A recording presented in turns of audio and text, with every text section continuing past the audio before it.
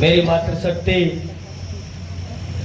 मेरे बुजुर्ग, मेरे नौजवान साथियों, एक बार आप अपने आप के लिए जोरदार तालियां बजाइए साथियों। कोई भाषण देने का तो कोई शब्द बचे ही नहीं। कल आपका हौसला और जुनून देखकर साथियों मैं देख रहा था, मेरी माता बहनों को भी कम से कम 70 साल की मेरी माताएं बहनें, जब इस तानाशाही सरकार ने, इस थर्मल प्रशासन ने हमारे साथियों के ऊपर, जब हम बैरिकेड तोड़कर आगे बढ़ रहे थे, हमारे ऊपर आंसू गैस के गोले बरसाए गए, हमारे ऊपर लाठी चार्ज की गई, हमारे ऊपर वाटर कैनन का प्रयोग किया गया, लेकिन आपके हौसले ने, आपकी एकता ने ये बता दिया कि खेदड़ गांव में कितनी ताकत है। आप एक बार आपका जोरदार तालियों से अपने आप की बधाई के पात्र हो।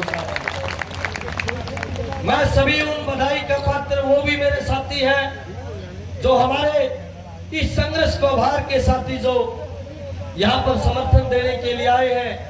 मैं पूरी संघर्ष समिति खेदड़ की तरफ से उनका भी हार्दिक अभिनंदन व धन्यवाद करते हैं। साथियों,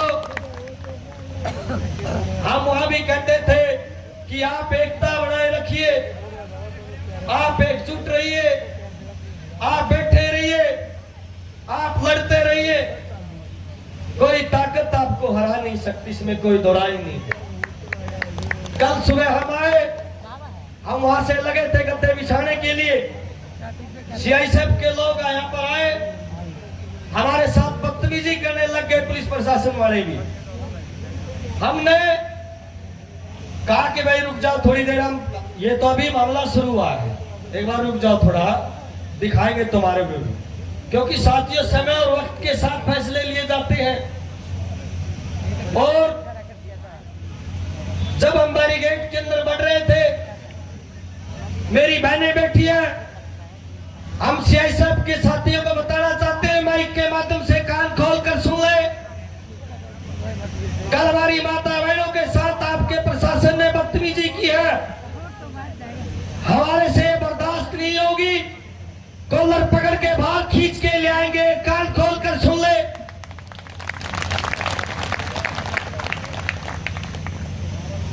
अगर हमारी इज्जत पर हाथ डालने की कोशिश की तो हमें रिपोर्ट मिली है, हमारे साथियों पर 1000 साथियों पर सीआईएसएफ ने मुकदमे दर्ज किए हैं। अरे शर्म आनी चाहिए, हमारे आदमियों को पर लाठी चार्ज कर रहे हो, हमारे माता बहनों को गंदी हरकत कर रहे हो और हमारे ऊपर मुकदमे दर्ज कर रहे हो, तुम्हें शर्म आनी चाहिए।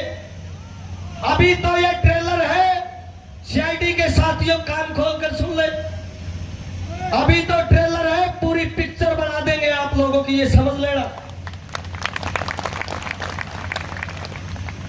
आप लोग एकजुटता से लड़ाई लड़िए, एकजुट रहिए, क्योंकि साजिशें होंगी।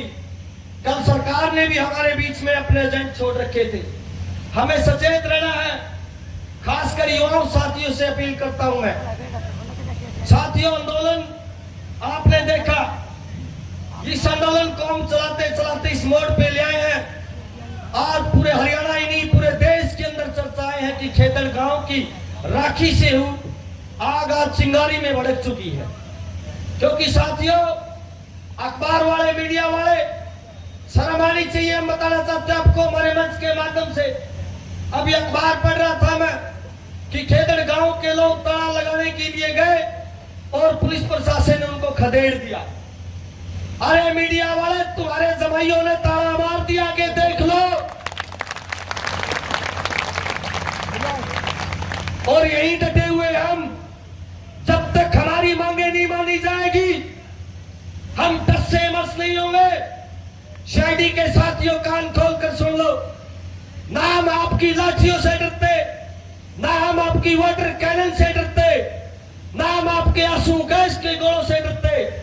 चलानी है तो चाहे बेशक से पित्तल की गोली चला दी, हम झुकने वाले नहीं है। और कोई हवाई बातें नहीं, आपने देखा भी होगा कल कुछ साथी तो ITI में चले गए थे, लेकिन वहां भी थी, मेरी बहन भी थी, मेरी माताएं भी थी, मेरे बुजुर्ग भी थे, हमारे सरपंच साहब की भी चोटें आई, कपिल भाई की भी चोटें आई है, रेलू भाई थी, पूरी टीम थी। साथियों, आप लोग कम नहीं हो, पसीना आ चुका है। पहले ये हंस रहे थे, हम उधर बैठे थे, हमारे चेहरे मायूस थे, लेकिन आज हमारे चेहरे खिले हुए हैं, इन लोगों के चेहरे मायूस है। साथियों,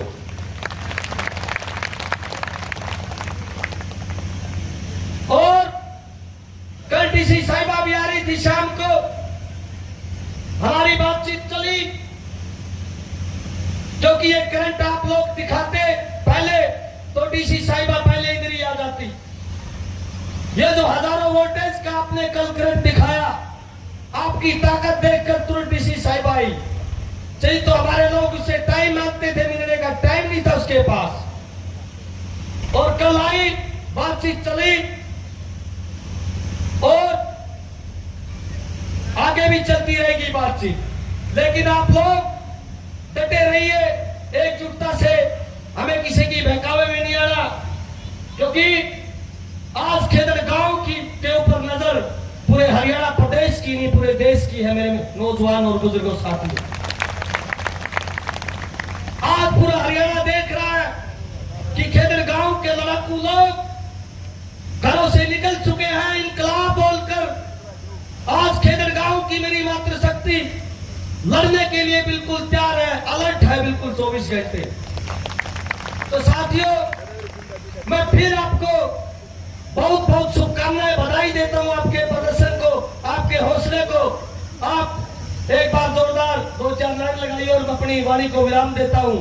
इनकलाब जिंदाबाद, इनकलाब जिंदाबाद, अरे मोदी हमसे डरता है, अरे खट्टर हमसे डरता है, अरे नहीं डरेंगे गुरकी से, अरे नहीं डरेंगे गुरकी से, अरे तानाशाही नहीं चलेगी, नहीं चलेगी, नहीं चलेगी, अरे गुंडागर्दी नहीं चलेगी, नहीं चलेगी, नहीं चलेगी। आवाज दो, आवाज दो। आपका बहुत बहुत धन्यवाद। धन्यवाद, धन्यवाद भाई। थोड़ी बार रोड पे बिल्डिंग करती है, रोड है, रोड है। चलो, धन्यवाद भाई आपका। हमारे बीच में ध्यान समार खेड़ा जी बैठे हैं, उनसे अनुरोध करूंगी कि वो आए और अपनी बात रखें। उससे पहले जो ज्ञापन आ जाओ, जो ज्ञापन हिसार के अंदर आज हिसार के संयुक्त किसान मोर्चे ने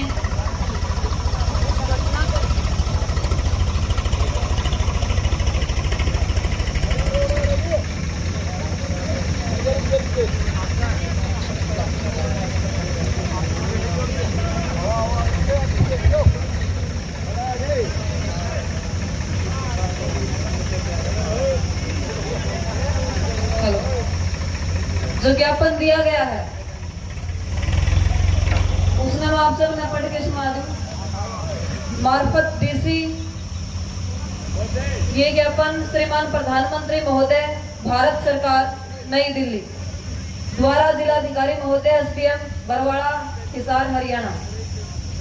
विषय बेंगलुरु में प्रेस वार्ता के दौरान भारतीय किसान यूनियन नेता चौधरी राकेश टिकैत पर हुए हमले के संबंध में उच्च स्तरीय जांच करने और सुरक्षा व्यवस्था पुख्ता करने के संबंध में महोदय आपको अवगत करवाना है कि दिनांक 23 मई दिन सोमवार को कर्नाटक के बेंगलुरु में कर्नाटक राज्य रैयत संघ के पूर्व निर्धारित कार्यक्रम किसान यूनियन के राष्ट्रीय प्रवक्ता चौधरी राकेश टिकैत और राष्ट्रीय महासचिव चौधरी युद्धवीर सिंह जी पहुंचे थे। सम्मेलन से पहले गांधी भवन में प्रेस वार्ता का आयोजन किया गया था, जिसको भारतीय किसान यूनियन के नेता चौधरी राकेश टिकैत संबोधित कर रहे थे।